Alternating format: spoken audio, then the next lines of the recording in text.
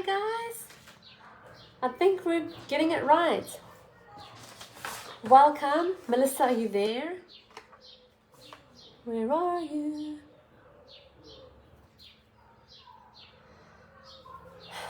Let's see where she is.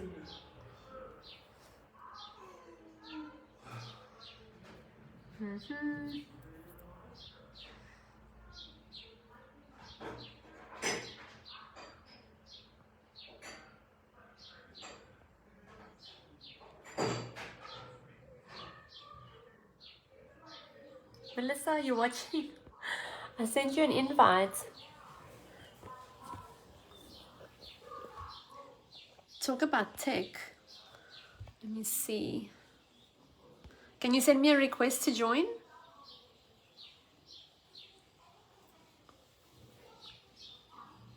So the computer was giving me flack, so we decided to do it from the phones. Let's see if it works out. Because I really want to bring Melissa to you guys. She's an amazing person. Got so much to give, got so much to share with you. But I don't know where she is. Mel.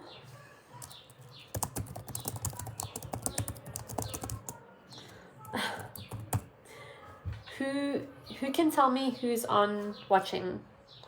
Can somebody tell me that they're on, and can somebody send me a request? Oh, you're there, Mel. Okay. Ah, there we go. Okay, you're coming on. Yes. So is it better to have the camera straight? Ah, there we go. Oh. Hi. So I also apparently have to be on my phone. I was doing both to try to figure out. I'm like, which one is this gonna pop up on? We got it. Okay. Perfect. The only thing is I want to record, but that's okay. Doesn't matter. Okay. Welcome to our Facebook Live. Welcome to Becoming Radically Soul-Led Woman. We have a beautiful soul-led woman with us today, Mel Lauren Tuomi.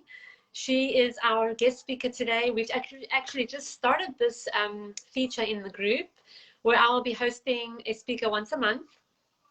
And they're going to be sharing with you amazing tools, insights, wisdom, and life experiences that they actually have embodied and has gotten them where they are today.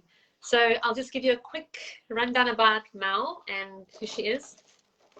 She's a certified personal trainer for the last 20 years, behavior change specialist, and NLP coach. So if you don't know what NLP is, it's neuro-linguistic programming. And it's got to do with how we perceive things. It's got to do with the mind, your belief systems, your patterns, and how you can actually change things in here, in your neurology. Hi, Eva. And to create the life that you want, okay? That's what an NLP coach does. She's overcome traumatic childhood, rape, PTSD, and an eating disorder, and is now running 2 businesses as a single mom, helping women to create a more meaningful impact by first loving themselves. She helps female entrepreneurs get lean and feel good in their bodies and stop self-sabotage on a deeper level so they feel empowered in their body and their business. Wow.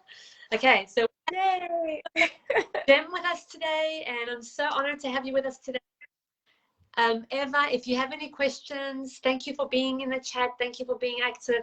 Pop your questions in here, and share this live video with anyone that's going to benefit. We want to just give you value, give you tools, and come together. It's mostly about coming together and connecting and meeting like-minded people. So Melissa, I would like you to first share with us what got you here. Tell us about your life, about I know you did say that you've been through a traumatic childhood. I don't know how deep you want to go into that today in the group, how vulnerable you want to get with. Yeah, absolutely. So yeah, I am turning 40 this year. I have been on this journey for a little while now, and I didn't wake up soul aligned and just so happy in my body and confident. It was quite the journey. And so yeah, I started off, living with a single mom. My dad left before I was born, and you can imagine, I mean, I'm sure a lot of people, it's very similar experiences to them. Just that alone can, I think, instill you with this, like, I'm not good enough. Like, even my own father left me. And I did go through some traumatic things, like rape, molestation, just very abusive relationships. And I think as I went, I actually came up with coping mechanisms where, as I went, I was strong, but I was also very closed off, especially through middle school and high school. I really was closed off. I was shut down. I was really protecting myself, and I felt very lost, and I didn't know who I was. So it was quite the journey, and fitness was my first step. Now, when I got into fitness, it did not fix everything. It was not, it was like the next step to feel empowered. It was something for the first time in my life where I felt like in some kind of control. I felt some kind of confidence in myself. And so for me, that's where it kind of started from. And now, obviously, how old were you about that time? Do you remember? Well, so I moved out of my house when I was 17, and I was actually homeless for a while, and I was sleeping on a friend's couch, and I was having someone drive me to, it was called the Bond Center. It was this little tiny place, and it was like a fitness center, but it was also like a place where they had a pool. So I was a lifeguard, and I would have someone drop me off like 3 hours before my shift because I didn't have a car. I was living off a minimum wage. I think I was maybe 18 at the time. Just 18. And so, yeah, so I was pretty young. And so when I was there, for a while, I was just like eating Pop-Tarts in the lobby for 3 hours until my shift started. And then I decided to check out the weight area, and some big burly men that I still know to this day started showing me around. And I really felt for the first time like I had some control and some power, and I was doing it out of a place of love at that point. So it's, and as I went, I did love the idea of having that control, that power, helping other people. But there was a time when I realized what I'd gotten into it for was no longer what it was. And I started getting, messages from the health and fitness field, about looking a certain way. And I feel like that pressure got to me. And that's when I started to get an eating disorder, and I was working out a lot, and I was doing all of these things to have I wanted to be seen as something. And I felt like, just being healthy and happy was not going to get me the outside look that I thought people were looking for. Yeah. I got goosebumps just as you were saying that. Yeah. Yeah. It's very easy, I think, for us to fall into, that trap of wanting to look a certain way because of what other people will, how other people will see us and how they will perceive us. But for you, that was an inner peace. It was the peace inside of you that actually helped you to get to where you are today, right? Right. Yeah. Yeah. So, I mean, it became where I started to see the hypocrisies in things. And this is when I was a personal trainer, like in the gym. And obviously, personal trainers are there to help, and they want what's best for you. But then there's also this outside force of, showing this before and after, and bringing in money for the business. And the before and afters, I found that a lot of times the way to get there was actually destroying people, especially females. I feel like, again, that's why I work specifically with females. And that's when I started on my own journey, when I started working for myself. And then I was talking to a doctor, Dr. Flynn, the hormone whisperer, and he started to tell me about the female cycles and why my six-pack wasn't even healthy. And I started to go, what am I doing? Yeah. Like, I'm obviously like trying to do what I thought was best for me, and realizing this isn't good for my body. I knew mentally it wasn't good. I'm like, so what is the point in the end? Like, am I trying to show other people, like, hey, get a six-pack and then you can be as good as me or other fitness professionals? Despite your amazing body that you were in, you didn't feel aligned to it. Absolutely not. Wow. 100%. Like the whole time I always felt like a fraud Mm-hmm. because I'm like, I don't feel like I should have to stop eating certain things. I don't feel like I should be doing all this cardio. I don't feel like this it didn't align with me. And so when I realized that it wasn't healthy, I gave myself permission to cut way back. Like I started to come to fitness and health as not something I had to do because I had to chase calories, and if I missed a workout, like it just proved something about my character. I realized I wanted to come to my workouts from a place of self-love, enjoyment, and that then brought me to NLP. And obviously there was other steps in there, but then I realized, okay, there's something internally that I need to fix, because it's not fitness and it's not eating healthy. Like those things aren't inherently bad. And I think right now in the climate and the whole body positivity and all this stuff, which can be really great, but I think it also can be toxic, honestly, in my opinion, because there's nothing there. Being healthy and eating healthy and working out shouldn't have a negative connotation. Yep. That is the internal work you have to do if you are feeling like someone's eating healthy, someone's working out, and then you automatically go, well, they must not like themselves. And that's where, when I work with my clients, we work with our hormones, we work with all of that. But the main point is we come from a place of worthiness, enoughness, self-love, and then you act and you move and you eat from a place of honoring what you love about yourself, not the guilt, doing those things and not first so that you feel that way. And not feeling guilty or beating yourself up if you miss a workout, or if you cheat on your meals, or there's this negative connotation that you were saying, is that like feeling of, oh my God, what's going to happen if I step off this train? What's going to happen if I get off the track and, I eat that burger, or I have that pizza, or I have an extra scoop of ice cream. And it's that guilt, which actually it's worse, right? It's worse being in that state around your body and around the meals than actually just having a holistic approach towards it, and just, being like intuitive about your exercise, being intuitive about what you're going to feed yourself, and having an allowing like energy and connection to your body. I think it's really, really important. Yeah. Anything else you want to add to that? Well, I mean, I just want to really reiterate the point that, I'm not against any kind of, whatever your philosophy is. I think it's great, and you have to really figure out what's going to work from you.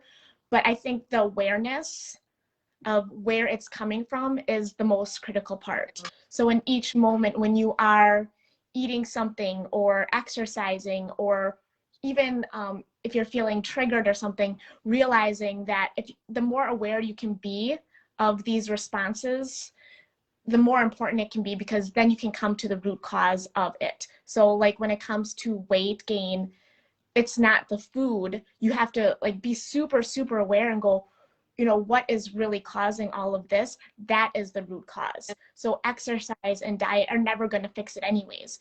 Trying to get a six-pack, trying to lose the last 5 pounds, going, why do I want to lose the last 5 pounds? What in my life is going to change? And is all the extra work and all the energy and all the mental bullying that I'm doing, is it worth 5 pounds? Or am I chasing something thinking that 5 pounds is going to make me happy, and then really focusing on that first? Yeah. So then if people come to you and they tell you, the 5 pounds is going to make me happy, what do they actually get to? So you don't need to go into the steps that you do with it, but what do they actually find out about themselves that they get to be happy in their lives? Because like you said, it's not the weight, it's not the diet, it's not the food. There's something inside that's actually, I think the food and the weight, and that's actually guiding them to a deeper part of themselves that they get to discover. That the truth is that they get to be happy even with those 5 pounds, or without the 5 pounds. Right. That's and a lot of times what I find too, though, is even if there is this 5 pounds or 10 pounds, it's not that they shouldn't lose the weight, right? Like, I'm not saying do or don't. Obviously, if the weight is uncomfortable and you'd rather be a leaner weight, great. It's like, but what are you doing right now that I would start to look at too? Because a lot of times if you have 5 pounds left, sometimes your actions are going to be quite unhealthy in the first place. Like, you're probably not in a healthy space. Normally when I'm talking with women, it's very easy to see if they're obsessing about 5 pounds. You just ask those very simple questions of like, why do you want to lose this? Why is that going to be important for you? What is going to change for you? It's actually, and you know, I do NLP, so I do things where I can help tap into their subconscious, and sometimes it can be, you know, unresolved emotions. It can be a limiting belief. It can be, you know, a parts conflict where, you know, part of them is being protected by trying to be perfect.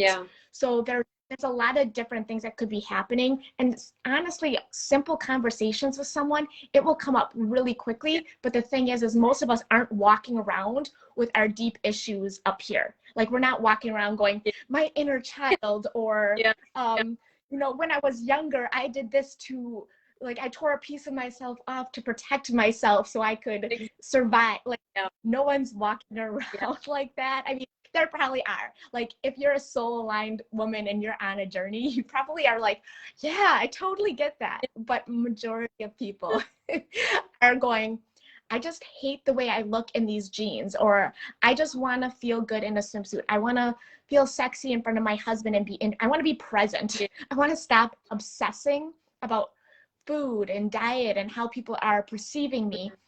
That's the stuff they come to me with. But then you know, you instantly, here's the thing, we're all so similar. It doesn't really even matter our backgrounds. We're all so similar.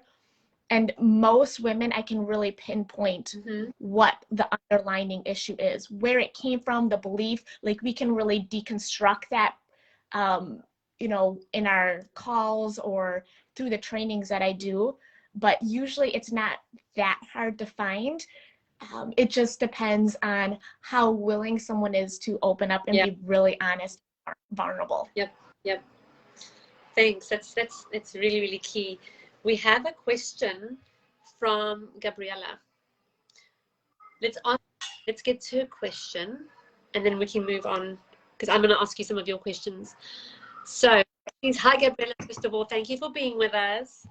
So she's asking for tips on emotional eating. There are some foods that I eat because of the comfort they give me. One is cheese, and I'm actually tolerant, working on shifting my relationships to food.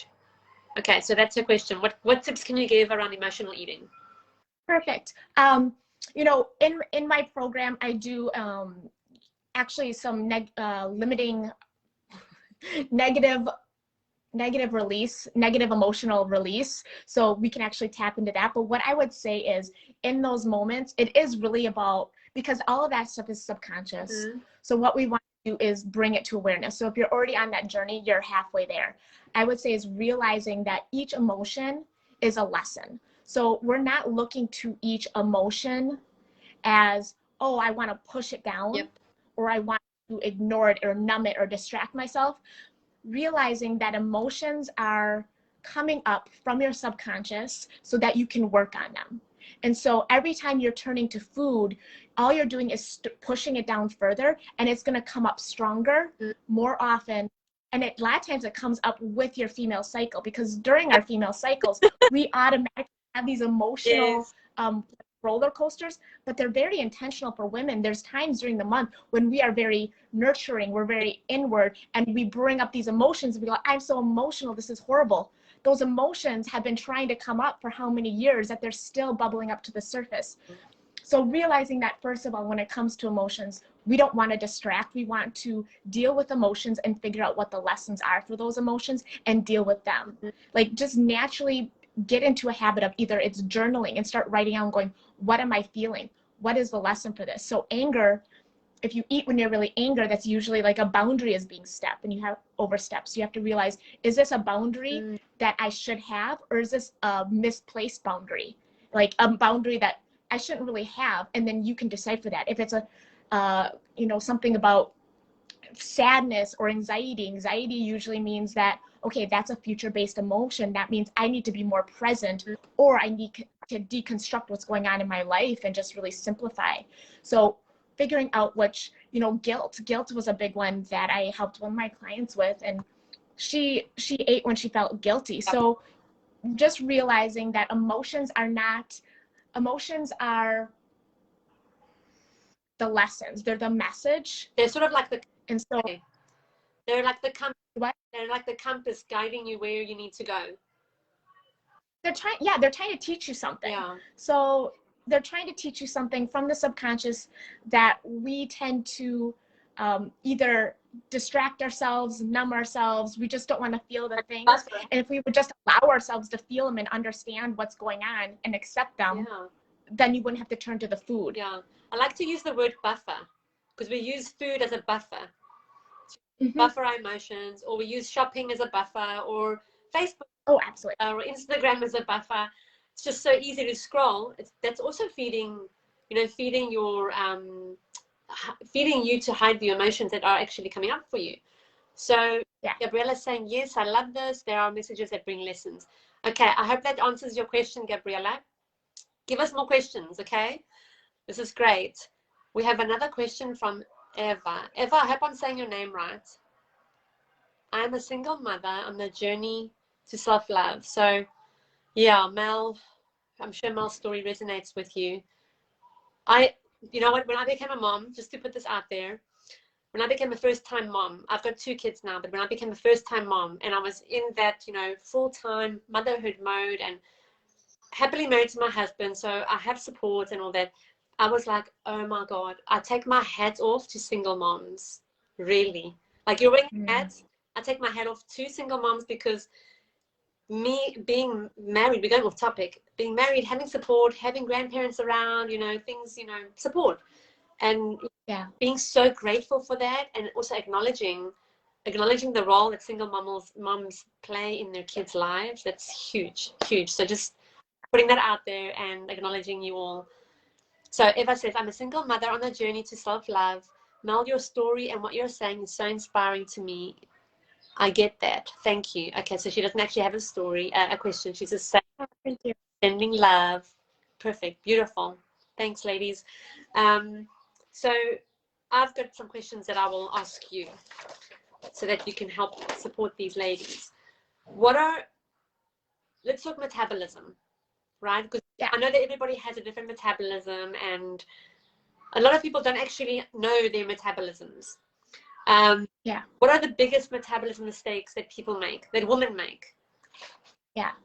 So I thought, you know, this is a really good question, because I know we're talking about being aligned and everything else. I think you need to be aligned in your body, because like I said, I don't think there's anything wrong with trying to lose weight. Obviously, I'm a personal trainer. That's what I do. But it depends on where it's coming from. So when I talk about metabolism, I want women to realize that one of the biggest mistakes is they don't realize that our metabolisms are different every week. So just like our emotions, just like our bodies are trying to pull up unresolved emotions and beliefs and all these other things in cycle with our hormones, our metabolisms are also different. And this is so important for women to understand really, truly deeply, because so many women are trying to either lose weight or try to, you know, just get to a body that they feel good in. And I totally feel like that should be the case if that's what you want to do and that's going to make you feel good. So realizing that if you are, you know, a lot of women will try to lose weight with their husbands, and their husbands will lose weight so easily. And for women, that can be damaging in a way when they think, what am I doing wrong? Do I have a character flaw? Like, what is wrong with me that I can't just lose the weight? And so, yeah, it's about muscle and the fact that they have different hormones, but also realizing that if 1 week you can stay on a diet pretty easily and you have the energy and you don't have the hunger hormones going out of control, and you're feeling good and you're like, I have energy, I'm working out, I finally got this. And then the next week is the opposite. And you're starving and you're moody and you have no energy. And you're starving not just because of hormones, you're starving because your metabolism is actually increased all the way up to 20%. Wow. So if a woman's going through her month and she's like trying to lose weight and she's feeling really good and she's feeling all, you know, aligned, and, you know, I'm working out when I feel like it and I'm eating healthy and this feels really easy. And then the next week she can't stop eating carbs, and she's like, that is a mentally exhausting place for a woman to be in. And it's like, we can remove that veil and go, it's not a character flaw. This is how you are. Just you want to be able to understand that and come from a place of understanding that 1 week you're probably going to need more calories. I mean, that superficial level of, because, you know, your body needs it and you're going to, you know, be able to do your exercise or be in a good mood, but just on that internal level and just honoring your body and knowing that, oh, this is just how it is for me, and that's okay, and I shouldn't fight it because it's not healthy to be on that same diet every single week. So it is a flow, and you can listen to your body will tell you. Your body, and was like, well, when is this and that, and like, your body will tell you. So powerful. Right? So powerful. What about when somebody does actually have issues with their hormones? This is my own question, does the body give off mixed signals? Like, is the body confused because of the hormones that might be out of? No, humans give off mixed signals. The body is infinitely intelligent. It's us trying to manipulate the body and it not responding the way we think it should when we're manipulating it. So, you know, a lot of things I learned from Dr. Flynn is that, first off, working out, even like your workouts, should not be the same every week. Like, there are people out there doing CrossFit and running and they love this stuff. And again, I get it. Like, I moved away from cardio because I did not love it. I was doing it because I felt I had to. And your metabolism actually gets used to it. So I was right. At some point, my body was getting used to doing an hour to 90 minutes of cardio a day. That means I had to do it just to maintain my weight. And I wasn't happy with my weight. But if you love those things, do them. Do what you love, because cardio is good for your health, not great for weight loss. But then also realizing that if you are having hormonal issues, sometimes taking a step back and letting your body heal itself, because your body will heal from pretty much everything as long as you get out of its way. So not forcing, and I talk about this, you know, in my program, it's about finesse, not force, when it comes to weight loss, when it comes to working with your body. Just to mention, I am doing a 5-day challenge right now. Today is the last day, but I'm also keeping it up till Tuesday. I just wanted to throw that out there because I do talk about, you know, mindset, the motivation, metabolism. I kind of talk about all of that. If someone is interested in just getting, you know, give me your link, right? Ideas. I've got a link for that. The link that Perfect. The link that you gave me. It's my Facebook, the Ultimate Femalepreneur Weight Loss. Yes. Yes. Yeah. Going on in there. Actually, we're doing day 5. How to have a unfuckwithable mindset for guaranteed weight loss. That's what today is. But like I said, you can watch all of the replays. I have them in the guides at the top of the Facebook page. If people want to just get a little bit deeper into that, it's completely free and it's going to be up till Tuesday. Okay, perfect. Thanks for that. And also, Melissa is giving a free gift. The Jumpstart Your Weight Loss, Ignite Your Metabolism and Mindset to become the 3% who lose the weight and actually keep it off. So I will drop. Yeah, so that's the link that will give you the workbook, and then the videos are going to be up in the Facebook page. Okay, amazing. So because we're on our phones today and not on the computer, I won't copy and paste the link right now. I'll paste it from everybody. I'll drop it in the comments. That's the free gift from Melissa. And I'll also paste her website links and her Facebook link and all the way that you can get hold of Melissa. So Gabriella is now saying, hold on, let me read Gabriella's message. I like that. Do you have tips to tap into your body's intelligence and recognizing what the body needs and loves? So I think, you know, tapping into that, I would say the biggest thing is being aware. So a lot of times, you know, before I start working with people, I want them to, like, when they go through the program, I kind of explain what happens with the body. But a lot of times, if you just remove yourself from the weight loss mindset, something that you're currently been doing, and actually just start to track your period and track your emotions. And like, I have a simple app that I actually do, because sometimes, you know, I'm getting all like, I don't even know where I am in my cycle. So I'm like, please, let me go check. What's the app? But I think it's just called Flow, F-L-O. Okay, cool. It's a really simple app. It just allows me to kind of see where I'm at, and it gives you little tips. But I would say just realizing that everyone's going to be a little bit different. And so during your period, a lot of times you're going to want to take a step back. You're going to be a little more emotional, but like, you want to be a little more nurturing and really listen to what your body needs. Like, maybe that's not the best time to work out. You know, this week after your period, you're going to be more like a man. You know, you're going to actually have a lot of energy. You're not going to be super hungry. You're going to be in a great mood. You're going to have more confidence. You're going to be, like I said, a man. You know, the way the men normally are, we have more testosterone. Okay. When we're ovulating, it's like another mini period. So it can be different for each woman. And then before our periods again, that week can actually be 1 to 2 weeks. And that one, we're a little bit different. You can have, you know, a lot of energy in the beginning and not so much in the end. I think the best way, intuitively, I think, you know, it's more of a, you just have to remove the outside world and the expectations, and just, I mean, the simplest thing you can do is start to journal. Like, figure where you are. And the reason why I talk about the hormones with it is because the hormones pretty much dictate who we are going to be each month or each week. So if you start off there, you can just start to see the patterns, and then just realize, and then be okay with it. Like, okay, I'm always really hungry at this time, or I'm always, you know, I put on a little extra weight, or I'm tired during this time, and start to listen to your body and actually go, okay, I know, like, maybe you like to lift weights, but you know, okay, this time of the month, it's just hard for me. I can't lift as much. So maybe you go, okay, around this time of the month, I'm going to go for a walk. I'm going to do a little yoga. I'm going to take it easy, and start to tweak it based on literally what your body is telling you, and see how you feel. I think that's the main thing. You can get some guidance and get some, like, know that you're on the right track by asking about, you know, you can always reach out to me and whatnot. I can give you some tips, but I really think it's all within us. Like, our body is going to tell us what we need to be doing and not needing to be doing.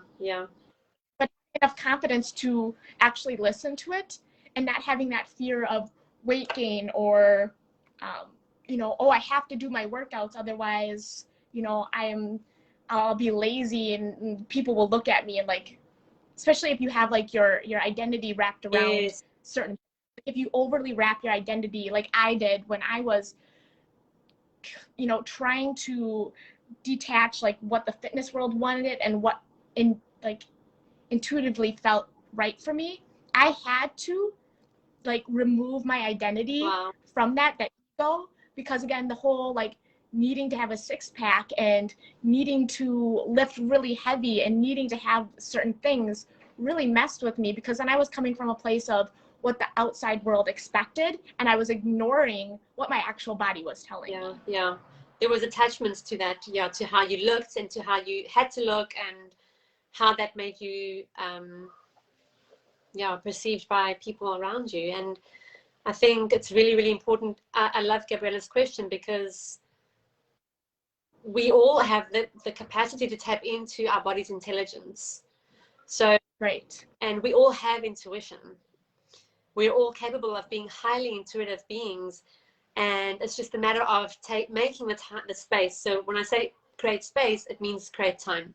So you actually give yourself that time to journal, like you're saying, to, you know, get into your heart, to feel in your body, to ask the questions, you know, okay, what is the best exercise for me today?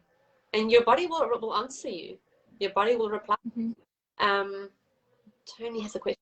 And realizing that there are other things too, you know, like, I do certain processes that can help you. So if you feel like you have this, like, when it comes to, like, having a parts conflict, like, a part of you could be incredibly confident and feel good in your body and like be like, I got this, like I feel good. And then a part of you is always there kind of pulling you back, like not quite letting you reach your potential. Yeah.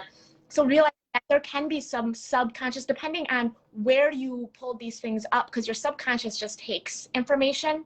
It doesn't say, like that doesn't seem right. Let me quick put that through my filter. That's not what it's done. Subconscious, like whatever you say. Fun. So realize that from your life can still be in there, even if consciously you feel like a bomb, like the bomb, and you feel like a queen. I know a lot of people walk around going queen and, you know, love and blah blah, but you see these things in them where you're like, deep down there's still a part of them that prove and they're not really feeling. So realizing that that can be a thing, and a big part of it is journaling, but it's also just catching yourself and what am I saying to myself, what am I saying to my friends, what are the words and things that I am putting out into the universe, because it is going to cultivate how you feel too. Whether you go through actual processes or you're doing this on your own. Yeah, it's important to just be aware what the energy is behind. I hope my battery doesn't die. The energy the energy that's behind you know, what you're doing. So if you are the queen and you're putting your images out there, and you know, you want people to see what is the energy behind that, what is actually the purpose of that. Is it an ego fulfilling action? Because then that's actually separating you from who you are at your core, if you're feeding the ego all the time, right? And that actually makes the divide, the connection within yourself, even bigger. So I like how you said you had to separate yourself and detach from that. So which is very hard. Very and I'm not here saying I have it all figured out. Like not saying, like I'm aware. So I'm at that point where I'm aware of it. So, you know, I'm like all team no abs, and I'm throwing it out there, like, because I know, just as me, some women can have abs, you know, but most women, we're not meant to have six packs. Like for us, biologically, that is not what our bodies are meant to do. And so if you're, you know, spending, you know, 80% of your time obsessing about food, diet, exercise, just so you can have abs, then maybe you have to reevaluate, like, okay, how am I really feeling? And for me, that is still a daily struggle. So I don't want to come on here and pretend like, you know, I got my guru hat on and I'm all aligned and I know everything. Like, so I don't want to like give that false idea that I know everything. I know when I am, like, I'm still on this journey, right? And so I feel like I win, and I tell my clients this all the time. If you have a setback, if you have a negative emotion, like when we do releasing, I don't like, they're like, well, I don't want to release that. I'm like, when you release negative unresolved emotions, you don't become a zombie. Like your body's still going to give you lessons. When you have been doing a really great job, you're still going to have moments of setback where you're going to eat things you didn't want to and you're going to feel a little bad. You're going to have these moments almost forever, but it's like, how far few in between are they going to be? Where are you living most of your time? And really building that momentum there. But I still go in and go, oh, I'm looking a little pudgy today, and I might, you know, wear something that I don't feel as great in. Is it just because it makes me feel better to wear some baggier clothes? Maybe. But I still have to go, okay, I'm still okay with this. And I still have to tell myself on days where, you know, maybe I wasn't prepared in my house and I was having cravings and I ate half a loaf of bread. Like, that I don't feel so great about myself. And I'm like, you know what, Mel, this is okay. Like, we're gonna move on. Like, you still love yourself, and you're not gonna go do 2 hours of cardio. Like, that's not who we are anymore. I love that. And I love your authenticity and your vulnerability, Mel. Thanks so much. It really it keeps things real, you know, it keeps things real, and that's why we're here. That's why we're in this group. So yeah, we're far from perfect, and the work doesn't stop. So that's like, for me as a coach, and you know, somebody who coaches clients, for me, the work for me personally doesn't stop. Like, it's constant. And I feel that I wouldn't be able to really support my clients if I wasn't doing my own, if I wasn't taking my own advice, right, and doing at a higher level.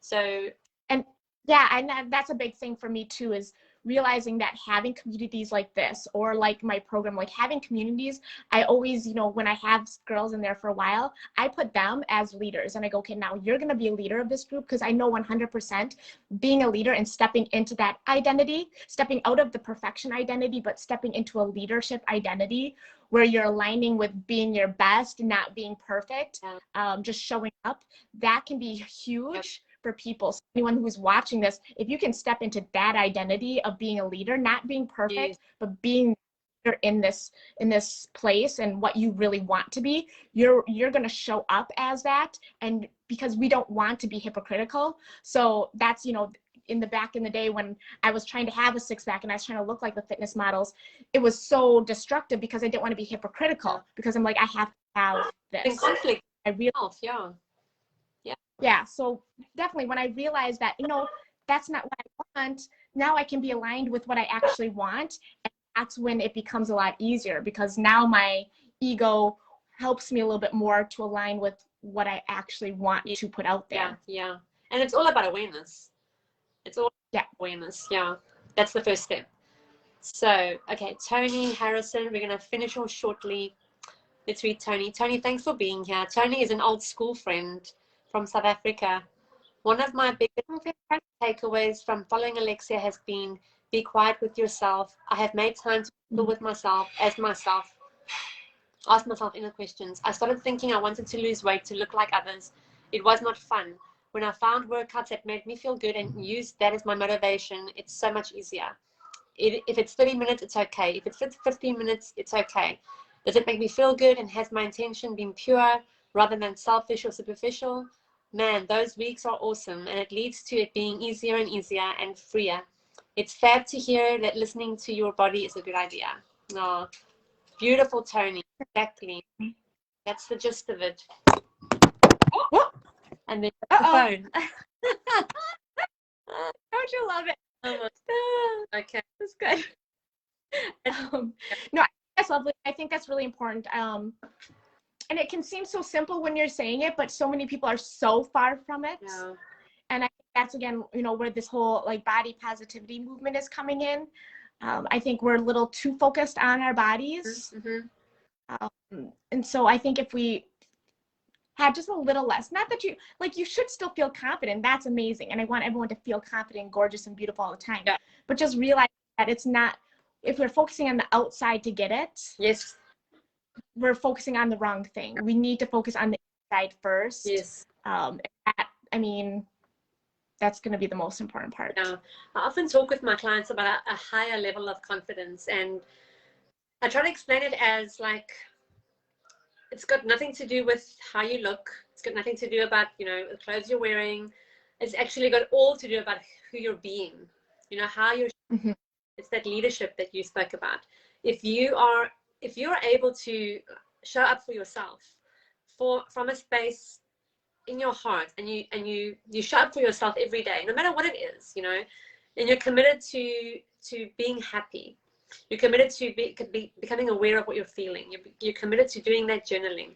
You're committed to noticing your thoughts, noticing, you know, what's really under the surface, what's really coming up for you while you're reaching for that, I don't know, the loaf of bread, right? Or the ice cream tub. And it's not wrong to eat that ice cream tub or the bread, but it's just, you have to be aware of the energy that you're coming to it with. Okay, because it's if it's in an energy of buffering or negative, you're basically just like swallowing down your emotions, stuffing them down somewhere, and, you know, hopefully another day they'll come up to serve you, because they actually really are there to serve you. The emotions serve you. Yeah. That's like the biggest key. It's not, emotions aren't bad in themselves. Emotions are just the messenger. They're not the message. It's like when you see the postman coming, you're not excited or mad to see him.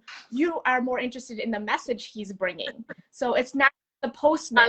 It's not like, you know, when people are shoving food down to try to distract from the emotions, that's like taking the postman when he comes with, you know, his messages, and you shove him in the basement. Like, you don't need to shove the postman in the basement.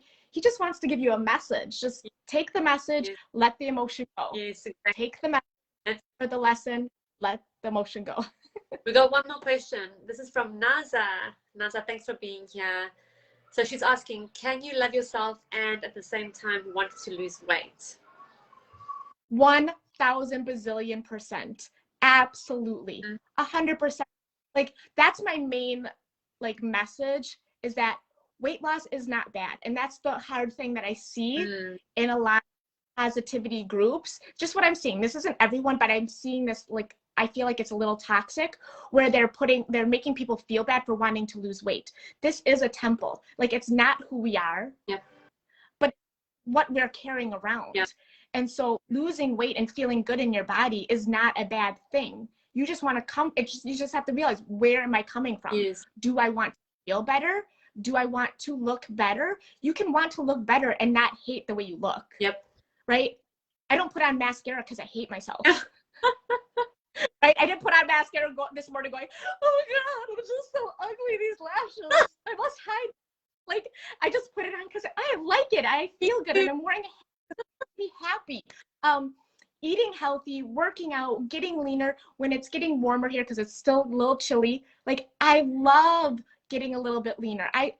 And you can totally do that. It's just, like you were saying, you just want to feel it first. Like, I'm doing this because I love myself. And you can lose weight from a place of love 100%. That's the only way I suggest you do it, you know? Yeah, exactly. Absolutely. And I do have people who come to me who have this, that's something that I want to mention. Sometimes, like, if you have a parts conflict or something, there is a part of you where a part of you wants to lose weight, and there's a part of you that will keep you not losing weight or fat or whatever, you know, it is, or keeping you from losing the weight, because there's a part of you that says, oh, if I'm trying to lose weight, that means I'm not content with who I am.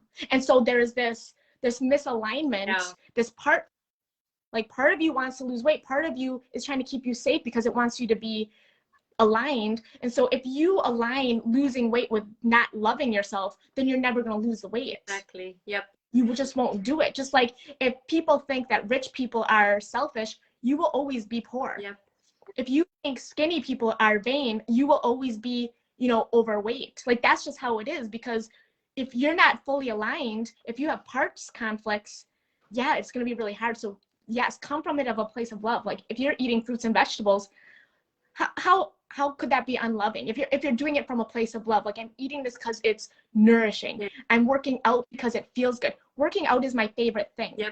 I don't cardio so much. I'll do it because sometimes there are things I do, but I love putting in my headphones, listening to my, you know, 90s hip hop and R&B and lifting weights. My favorite. I don't even care if I get a body that I'm looking for. I just enjoy being in my body 100%. Lifting the weight, the breathing, the music, love it. And yeah, I get more fit. Yeah.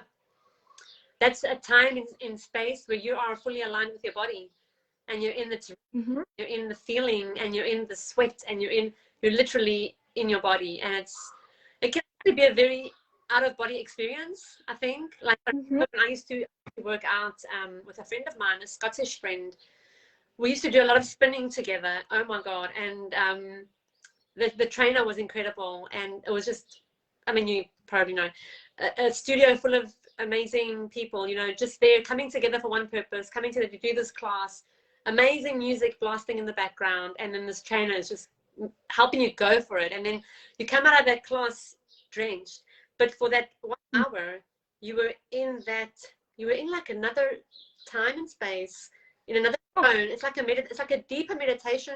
It's a level of meditation for me, you know, that quality of exercise.